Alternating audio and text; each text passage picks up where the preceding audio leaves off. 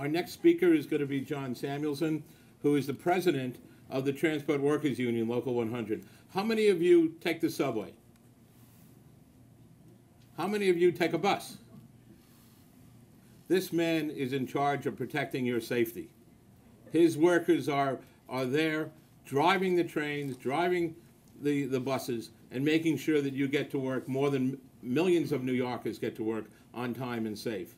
But we also have to be concerned about the safety of his members.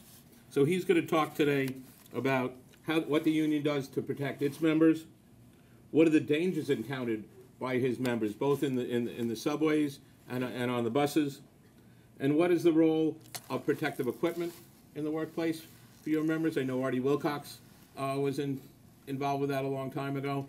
And then what is the role of the MTA, the employer, in terms of protecting your workers and protecting the general public.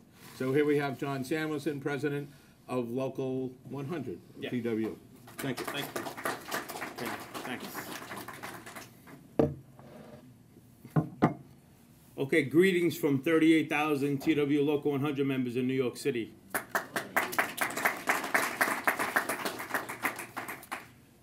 You know, I took a look at the pamphlet that was handed out, and number 2 on the pamphlet says, what are the federal safety protections?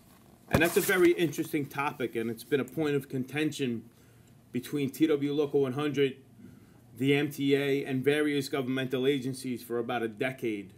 And let me just go into that a little bit. The primary areas of protection for transit workers on the railroad tracks are flagging protection and third rail safety protection. Those are the 2 areas where we found repeated fatalities over the last 20 years. And we average about a fatality a year on the railroad tracks over the last 20, 25 years. Now let me just go into a little bit of that. On the federal level, OSHA does not regulate third rail safety or flagging protection. And OSHA doesn't do it because the Federal Railroad Administration is responsible for it. So if you go to the Long Island Railroad or to Metro North or to any of the federally operated railroads or railroads that come under federal oversight, the FRA is the enforcement body. New York City Transit falls into a little bit of a loophole. They're not an intra-city carrier, they're an intercity carrier. So because they're an intercity carrier, they don't come under the FRA standard. Because they don't come under the FRA standard, they fall only under the OSHA standard. And the OSHA standard does not regulate flagging protection or third rail safety protection. Neither does the state. And as Joel pointed out, the state of New York has adopted a standard for public sector workers, and the standard forces companies such as the MTA to meet or exceed OSHA standards.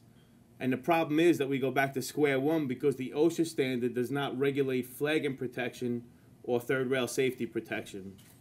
So in an effort to increase on-track safety protection for transit workers, back in 2002, we passed a comprehensive track safety bill that made it through both houses of the legislature that would have mirrored federal railroad requirements and put those safety measures in place for New York City transit workers, but it was vetoed. It was vetoed by then Governor Pataki. In 2006, a watered down version of the track safety bill was passed, and that the bill requires the president of TW Local 100, the president of New York City Transit, as well as the New York State DOL and the New York State DOT to meet quarterly to address the problems that track workers on the tracks face, or signal maintainers, or any other of our mechanics that work on the railroad tracks. But what it does is it lacks specific regulations that the DOT or the DOL can come in and oversee and enforce. So what we're left with, at best, is a general duties clause claim against the New York City Transit Authority when they expose workers to harm's way, which, you know, happens every single day of the week. Every single day of the week. And let me just go, and, you know, these, what seems like a sort of an intellectual argument for increased on-track safety, and it demonstrates the disparity between rights that Long Island Railroad workers have and rights that Metro North workers have, which simply do not exist for New York City Transit workers. But the consequence of this loophole is death to New York City Transit workers, to say it bluntly. Because we have suffered, as I said, a fatality a year for about 25 years. Now, the first fatality that I was involved in, and for about 10 years, I was the primary responder to fatalities on the railroad tracks in New York City. So going back to 1997, we had a third rail maintainer named Thomas DiStefano who was forced to work in wet conditions around an exposed third rail. He slipped and fell on the exposed third rail. He's no longer with us. He had a wife and several children. The MTA fought and fought and fought, and finally about 7 or 8 years later, he was able to come to a settlement. And so his wife and children have a settlement, but they no longer have a daddy or a husband. A few years after that, in July of 2001, a track worker named Samuel McFall, who was a good friend of mine actually, was forced to work in pitch black conditions on the railroad tracks on the R line in Queens around a live third rail. And he was a flagger, and in order to see oncoming train traffic properly, in order to protect the work crew that he was assigned to protect, he had to stand next to an adjacent third rail. He tripped on a raised bolt, fell onto the third rail, and he's no longer with us. That was in July of 2001.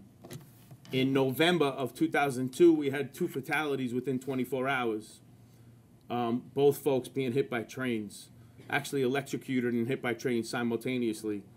A man named Joy Anthony, who was a signal maintainer, and another man named Curry and Baby, who was a light maintainer, both working on the railroad tracks. After that happened in 2002, the union and management went into a marathon negotiating session, of which I led for the TWU, and there were some rule changes. As with all things, rule changes are good for about 3 or 4 months after an initial fatality before the company goes back to exactly what they were doing before the fatalities happened. And I'm sure that's not only with the MTA, that's with every company, either private or public sector in the country. You know, for 3 or 4 months there's an awareness, and then it dissipates, and then just disappears, and the quest for production just far outweighs the quest to protect workers. So after 2002, and I'm just going through a litany of the fatalities that I've been involved with to drive home the point that New York City transit workers face an incredible amount of danger every day when they go to work. 2004, a track worker named Christopher Bonaparte was struck by a train and killed in Brooklyn, Utica Avenue on the A line, or thereabouts. He's another track worker that I knew pretty well. I had represented him in hearings. That fatality today still remains a mystery. It's not quite clear how it happened. He was a very safety-conscious individual. He was flagging, offering flagging protection for a group of workers, and somehow was struck by a train on an adjacent track. So 2004, a couple of years after that, a third rail maintainer named Harold Dozier was struck and killed on Newkirk Avenue by a train on the Brighton line in Brooklyn. I responded to that fatality. I was the first responder for the union, led the investigation as to how it happened, and spent about 4 or 5 hours along with a whole bunch of other investigators from both the company and from the union trying to figure out exactly how it happened. Struck by a train and killed. At the end of the day, it really doesn't matter how it happened. He's taken from his family. He's no longer with us. A year or two after that, 4 years ago, exactly, 4 years ago last week, a track worker named Daniel Boggs and a track worker named Marvin Franklin struck and killed by trains, one in Manhattan at 59th Street, one in Brooklyn at Hoyt Street. Struck and killed by trains, procedures not followed, procedures that had been in place from the initial negotiation back in 2002 that I led, cast to the side in an effort to increase levels of production, in an effort to get more work out of track workers in the subway at night. And they're gone. They're gone. Folks may remember Marvin Franklin because he was the track worker that did a ton of artwork on the trains, and his artwork rose to a level of recognition after the fatalities, and can be found in subway cars here or there or in various subway stations. There were other fatalities as well. Those are fatalities that I responded to. Those are fatalities where the union delegation that I led found the cause of death, found the rule violations that actually led to the cause of death. Now, the point that I'm making is although it's a somber point, the point that I'm making is that day in, day out, New York City transit workers go to work when the rest of the city is sleeping for the most part and put their necks on the line every single night. Every single night. Now, the type of hazards that we work around, which I mentioned, live third rails, oncoming train traffic, there's no other system in the world that does what we do in these subways right downstairs every single night. Every single night we have track workers, signal maintainers, all folks, all crafts that work on the railroad tracks, dodging live trains, hopping over live third rails to find clearance, and doing so under the gun of a push for increased production by the company. Now, when it comes to safety, not only at New York City Transit, but elsewhere, there's a constant pushback, and the forever at odds concept of production versus safety. And at New York City Transit, that's the paramount problem. It's a paramount labor relations problem between the company and the union. The union is out there, and Joel had mentioned, and he's absolutely right, the biggest, and other, I think somebody else mentioned it too, Rory, the biggest deterrent and the biggest protection that workers on the tracks have is union density. It becomes an organizing solution. Union density on the railroad tracks, or in any workplace for that matter, substantially increases safety on the railroad tracks. If there's a union presence on the railroad tracks, and there's a union density and a union organization on the ground, these bosses that would be otherwise inclined to crack the whip, so to speak, to increase levels of production, will naturally back off in the face of an organized union effort to defend worker safety. And that's, again, whether that's on the railroad tracks or elsewhere. Now, I'm just speaking strictly about the railroad tracks, and I haven't even mentioned bus operators yet. And not that I want to take a lot of time, so you have to start looking at New Jersey and whatever over there. No, you're okay. I'm looking at Brooklyn now. Okay. Well, that's where I'm from. That's a good place to look. Now, New York City Transit bus operators experience 3 assaults a week. 3 times a week, our bus operators are assaulted driving the streets of Brooklyn, the Bronx, Manhattan, and Queens. Now, that's an unheard of statistic. It probably wouldn't be tolerated in any other city. And it's just my personal opinion is it wouldn't be tolerated with any other craft in the city, any other public sector worker in the city. 3 assaults a week. It barely makes the paper. It only makes the paper when there's a glaring example of an assault. And I'll just give you a couple. We had a pregnant bus operator who was stabbed in the Bronx. About 6 months ago. It didn't even make the Daily News. It wasn't newsworthy for anybody. A pregnant bus operator, 35 years old, stabbed and spat upon, actually.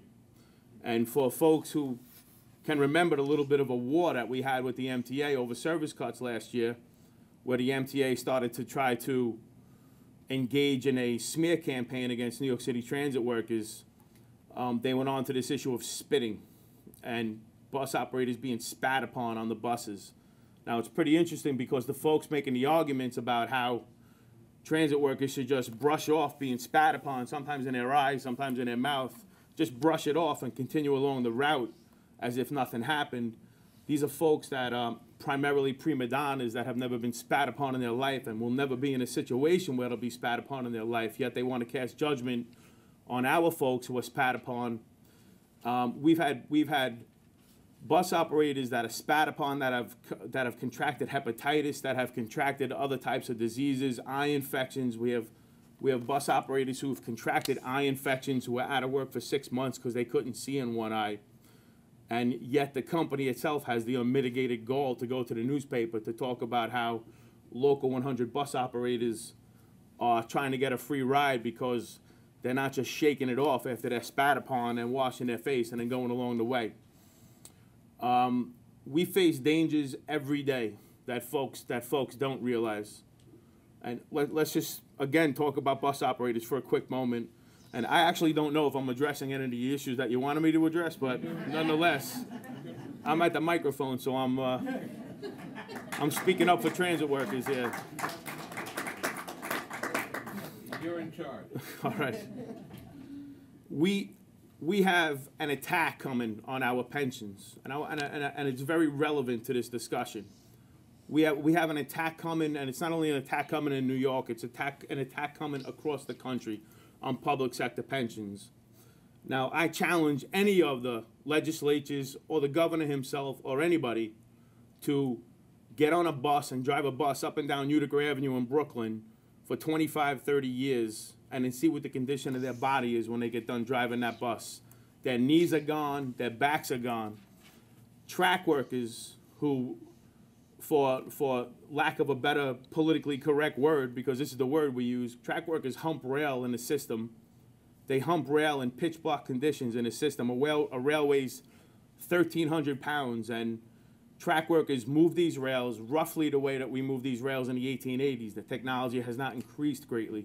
So we take tongs, we hook up on a rail, and we're hunched over, and we sometimes move these rails hundreds of feet in the system every single night to actually put them into place. So track workers, by the time they're 56, 57 years old, are broken down. They're actually broken down from doing this work their whole life and from breathing in the garbage in the subway, which ranges from steel dust, manganese, all kinds of poisonous chemicals. It ranges from that to dead rats and human fecal matter and everything else. And these are the conditions that New York City transit workers toil under. And again, I challenge anybody in Albany or elsewhere that wants to disparage the 2555 pension that New York City transit workers currently have, that we pay into, to come and spend a week doing what we do, either driving a bus, particularly in Brooklyn or the Bronx, or working on a rail gang in the subway when everybody else is asleep, to see if their attitude doesn't change just a little bit before they start throwing stones at public sector workers who perform work that they couldn't in a million years perform. And I think I'll leave it at that. So thank you. And it's because, John, the subways are basically safe. The question that the Assemblyman might want to ponder at some point is, do we need to put police on the buses? How do you work out a system to protect some of the drivers? Even if you don't have a policeman on every bus, as long as riders know that there could be a policeman on the bus, maybe that'll protect some of John's members. I don't know.